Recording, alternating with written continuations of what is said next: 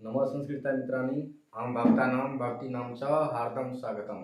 तो मित्रों, पिछली कक्षाओं में हम लोग पढ़े थे स्वर संधि का भेद। तो स्वर संधि का भेद जो है आपका खत्म हो चुका है।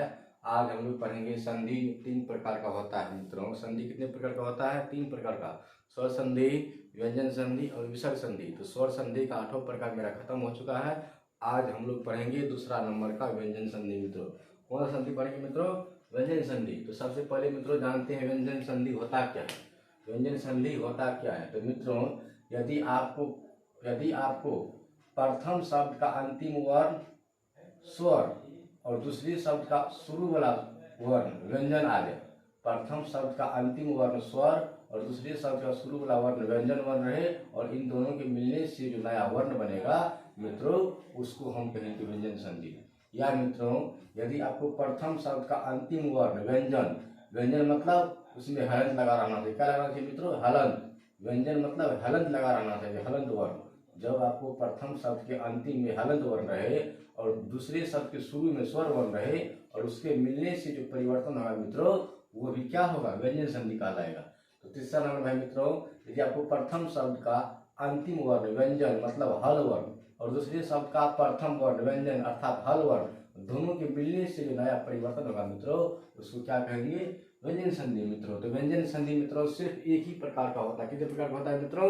व्यंजन संधि एक प्रकार का होता है। अब व्यंजन संधि में जो सूत्र है, कुछ सूत्र, जिसमें कुछ संधि को नाम दे दिया सूत्र के आधार पर। तो पहला है मित्रों सचित्व संधि। पहला संधि है व्यंजन संधि में, इसका नाम दिया है सचित्व संधि। और सचित्व संधि का जो सूत्र है मित्रों, सचित्व संधि का जो सूत्र है, ये हम लोग मित्रों जो भी संधि पढ़े हैं, मैंने आपको सूत्रों के अनुसार संधि पढ़ाया हूँ। तो आज भी मैं व्यंजन संधि जो भी संधि होगा सबको मैं सूत्र के हिसाब से ही पढ़ाऊंगा और बताऊंगा आपको। तो व्यंजन संधि का जो है पहला सूत्र, पहला जो है सचित्र संधि, उसका सूत्र है सतो सचुना सचु। सतो सचुना सचु। सतो सचुना सचु। तो यह जो सूत्र है मित्रों, अष्टाध्यायी की 8वां अध्याय 4था पाठ और 40वें नंबर का सूत्र है सतो सचुना सचु। तो मित्रों चलिए इसका अर्थ समझते हैं, इस सूत्र का अर्थ क्या है। तो मित्रों यहाँ पे आप स देख रहे हैं, यहाँ मित्रों यहाँ पर जो आप स देख रहे हैं, ये जो दंती स है, दंती स, ये आधा स है। आधा स मतलब हम हलंत लिख सकते हैं मित्रों। उसके बाद है तो मतलब होता है मित्रों तवर। तवर मतलब मित्रों त थ द ध न, त थ द ध न। उसके बाद है मित्रों तालम स, आधा तालम स, आधा तालम स हम हलंत लगाकर लिख सकते हैं, क्योंकि हलंत का अर्थ होता है आधा। क्या होता है मित्रों? आधा। उसके बाद है चू। तो चू मतलब होता है चवर। चू मतलब चवर। तो चवर मतलब मित्रों च छ ज झ यो, च छ ज झ यो, च छ ज झ यो। उसके बाद फिर है मित्रों तालम स। तालम स मतलब हलंत के साथ लिखेंगे। उसके बाद चू मतलब चवर। चू मतलब चवर। तो मित्रों चलिए सबसे पहले इसको समझने से पहले एक चीज और जान बता देते हैं हम आपको। जो पहली बार मेरे चैनल पर आए हैं और जिसको पता नहीं है और पहली बार ये संधि पढ़ रहे हैं, तो उसके लिए मैं आपको एक और चीज बताता हूँ, नया चीज जो नहीं जानते हैं ये बताते हैं। तवर मतलब तवर क्या होता है? तवर, तवर मतलब मित्रों जैसे जैसे 5 संधि में मतलब व्याकरण में वर्ग प्रकरण में 5 गो वर्ग होता है। 5 वर्ग होता है। 5 वर्ग मतलब 5 गो वर्ग होता है, जिसको हम लोग कु कहते हैं, उसके बाद चू कहते हैं, उसके बाद टू कहते हैं, उसके बाद टू कहते हैं, उसके बाद पू कहते हैं मित्रों। ये वर्ग है। कु मतलब होता है मित्रों कवर। कु मतलब कवर। तो कवर मतलब क ख ग घ न, क ख ग घ न, क ख ग घ न, क ख ग घ न। तो क ख ग घ न। तो क मतलब पहला, ख मतलब दूसरा, ग मतलब तीसरा, घ मतलब चौथा और न मतलब पांचवा। फिर उसी प्रकार है चू। चू मतलब चवर। चवर मतलब च छ ज झ यो, च छ ज झ यो। च पहला नंबर पे, छ दूसरा नंबर पे, ज तीसरा नंबर पे, झ चौथा नंबर पे और यह पांचवा नंबर पे। ठीक उसी प्रकार मतलब टू मतलब होता है टावर। इसी को वर्ग कहते हैं। टू मतलब टावर। टावर मतलब ट ठ ड ढ न, ट ठ ड ढ न।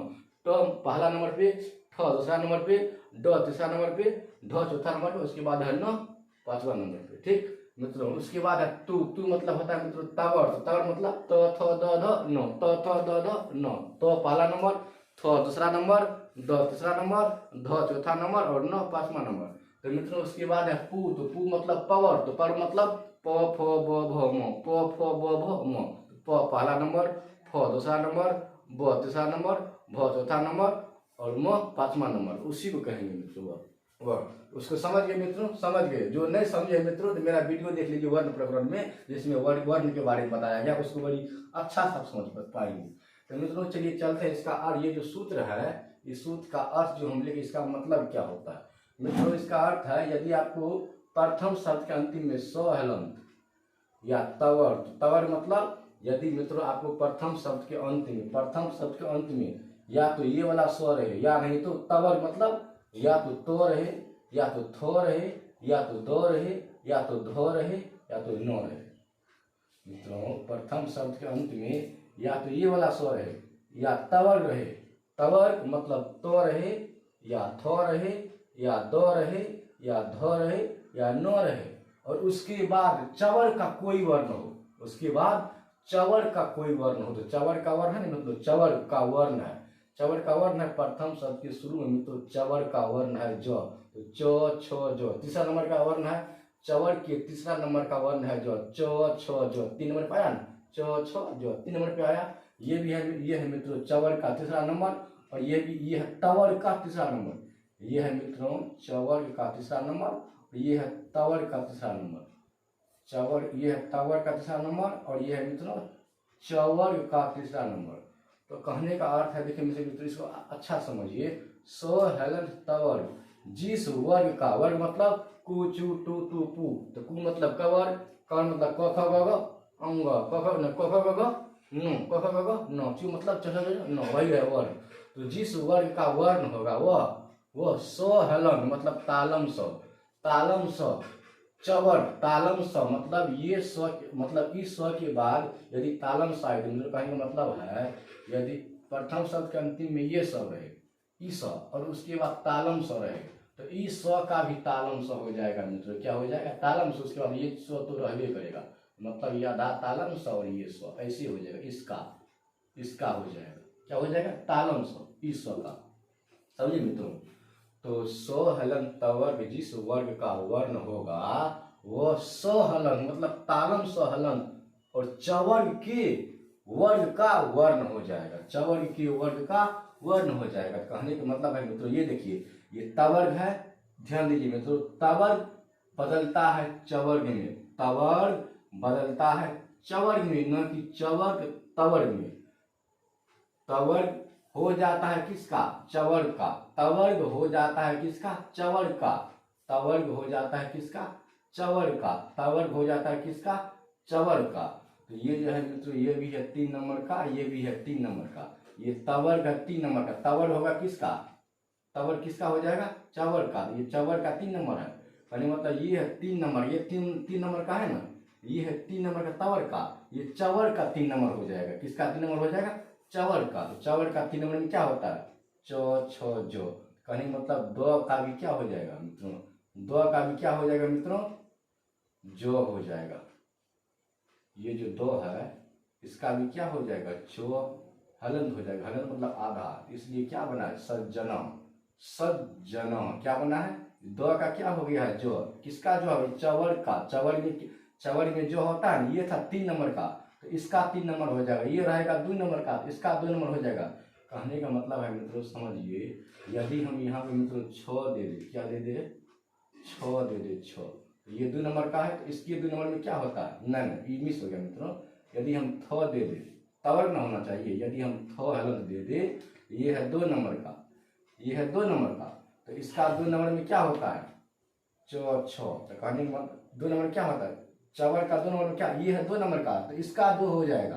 तो चवर का 2 में क्या आता है? चो छो। तो मतलब थो के स्थान में क्या हो जाएगा? चो छो। तो छो हो जाएगा मित्रों। समझ गए? हाँ, तो समझ गए होंगे। तो यहाँ पे क्या था मित्रों? दो था। क्या था? क्या था मित्रों? दो था। क्या था? दो था। ये 3 नंबर का है, तो इसका 3 नंबर हो जाएगा। तो कहने मतलब दो भी क्या हो जाएगा? जो हो जाएगा।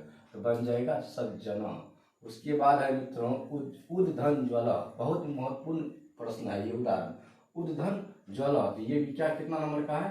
3 नंबर का, और ये भी कितना नंबर का है? 3 नंबर का। ये जो 3 नंबर है इसका 3 हो जाएगा। कहने मतलब चो छो जो, तो इसका क्या हो जाएगा? जो। तवर क्या हो जाएगा? इसका चवर्ग हो जाएगा। चो छो जो, तो 2 भी क्या हो जाएगा? जो। 2 भी क्या हो जाएगा? जो हलन के साथ, इसलिए क्या होगा मित्रों, दो हलन का स्थान पे जो हलन हो गया, जो हलन मतलब आधा हो गया उज्ज्वला, क्या हो गया मित्रों, उज्ज्वला।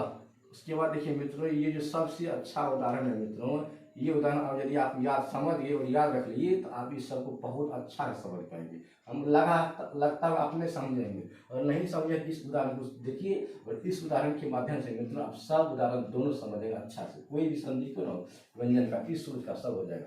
देखिए कहने का मित्रों देखिए यहाँ पे क्या है, याच, यहाँ पे मित्रों पहले आ गया है क्या, चवर आ गया है, क्या आ गया है, चवर। तो कहने मतलब चवर चाहे बाद में रहे चाहे पहले रहे, चवर चाहे बाद में रहे या पहले आए, चवर चाहे यहाँ आ जाए या चाहे यहाँ आ जाए। यदि चवर यहाँ आया तो तवर वहाँ जाएगा, यदि तवर यहाँ आया तो चवर यहाँ आएगा, यदि चवर यहाँ जाएगा तो तवर यहाँ आएगा। लेकिन बदलेगा कौन, तवर्ग बदलेगा किसमें, तवर्ग बदलेगा किसमें, चवर्ग में। तवर्ग बदलेगा चवर्ग का हो जाएगा, तवर्ग चवर्ग का हो जाएगा। तो मित्रों ये बताइए, ये तो चवर्ग है, चवर्ग का कितना नंबर का वर्ण है, ये 1 नंबर का वर्ण है ना मित्रों। कितना नंबर का वर्ण है मित्रों, ये है 1 नंबर का वर्ण। यदि मित्रों दिख नहीं रहा है तो हम आपको यहाँ पे लिखते हैं। तो मित्रों देखिए जैसे लिखे हैं याच, याच धन ना, क्या लिखे हैं मित्रों, याच धन ना। ये तो मित्रों 1 नंबर का है, ये चवर का 1 नंबर है। पहले चवर आ गया है तो आ गया तो कोई फर्क नहीं पड़ेगा मित्रों, लेकिन बदलेगा तवर। कौन बदलेगा, तवर बदलेगा, बदलेगा कौन, तवर बदल जाएगा ना कि चवर, तवर बदलेगा चवर का में। तो ये 1 नंबर का है, ये है तवर का। ये कितना नंबर का है मित्रों, याद कीजिए, तो थ को पढ़िए, तो थो दो धो नो, तो थो दो धो नो। 5 नंबर में आया तो थो दो धो नो, तो 5 नंबर में आए।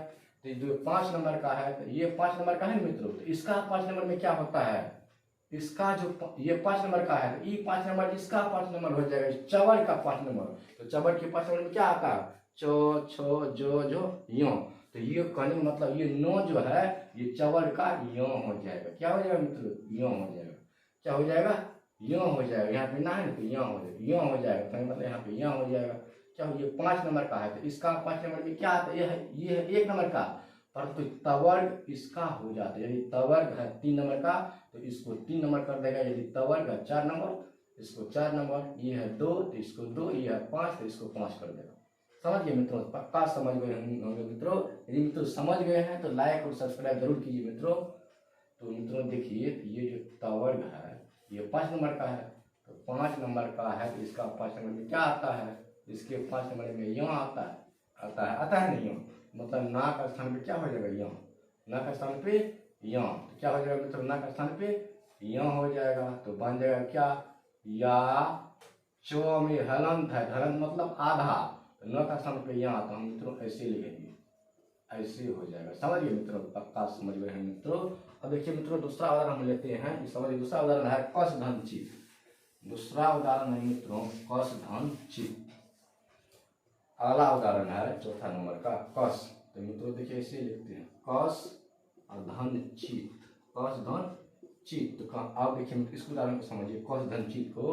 तो प्रथम शब्द के अंतिम में ये स्व है, इस स्व के बाद चवर्ग है ना, चवर्ग है तब, तवर्ग नहीं चवर्ग रहे तब। यदि इस स्व के बाद चवर्ग रहे तो इस स्व का तालम स्व हो जाएगा मित्रों। क्या हो जाएगा, इस स्व का क्या हो जाएगा मित्रों, इस स्व का तालम स्व हो जाएगा। क्या हो जाएगा मित्रों, तालम स्व हो जाएगा। समझ गए ना। तो कहने का मतलब तालम स्व इधर तो स्वर है नहीं, ये तालम स्व है, तालम स्व मतलब आधा, तो हम कर देंगे ऐसे आधा। उसके बाद है चित, तो ऐसे तो होगा नहीं मित्रों, ये तो आधा रह जाता है, इसको क्या करेंगे, आधा तालम स्व को 6 में सटा देंगे तो हो जाएगा ऐसे मित्रों। हर साइड को पीछे ले लेंगे, आगे से ले लेंगे तो हो जाएगा ऐसे कस चित। क्या हो जाएगा मित्रों, कस चित, कस धन चित बराबर कस चित, कस धन चित बराबर कस चित मतलब कोई होता है मित्रों, कस चित मतलब कोई। समझिए मित्रों, इसको लिखते रहिए मित्रों, सब को लिख लीजिएगा अच्छा से। उसके बाद देखिए और एक उदाहरण हम आपको लिखते हैं इसी से संबंधित लेते, जैसे मित्रों लेते हैं निस, निस धन चित। तो ये स्व है ना, स्व, इस स्व के बाद चवर्ग आया। देखिए इस स्व के बाद चवर्ग आया तो इस स्व का क्या हो जाएगा, तालम से। देखिए इस स्व के बाद चवर्ग आया है ना, धन प्लस है ना, ये है मित्रों प्लस, तो इस स्व के बाद चवर का आए तो इस स्व का क्या हो जाएगा तालम स, और तवर के बाद चवर आएगा, तवर का भी क्या हो जाएगा चवर हो जाएगा। फिर देखिए मित्रों इस स्व के बाद क्या आए चवर आए या तालम सा आए, इस स्व के बाद तालम सा आए या चवर आए तो इस स्व का क्या हो जाएगा मित्रों तालम सा हो जाएगा, और तवर के बाद चवर आए तो तवर का चवर हो जाएगा। समझ गए ना। ये जो निस लिखे हैं निस धन चित, तो ये स्व का क्या हो जाएगा तालम स, क्यों हो जाएगा क्योंकि यहाँ पे चवर का वर्ण है, चवर का पहला वर्ण है, इसलिए ये स्व तालम स हो जाएगा। तो कहने का मतलब मित्रों तालम स में हलंत है, क्या लिखेंगे आधा तालम स, उसके बाद चित, तो ऐसे तो होगा नहीं मित्रों। इसको फिर क्या करेंगे च में तालम स को सटा देंगे तो हो जाएगा इससे निश्चित, क्या हो जाएगा मित्रों निश्चित। समझिए मित्रों, तो आपको मित्रों ये सूत्र में बताते हैं बहुत अच्छा तरीका से आप समझ गए होंगे। तो फिर हम लोग मित्रों अगले सूत्र को लेकर चलेंगे, इसी संबंधित है, तो अच्छा से बताएंगे, बहुत बढ़िया बहुत खूब। तो मित्रों आज के लिए यहीं तक, फिर मिलते हैं कल, धन्यवाद।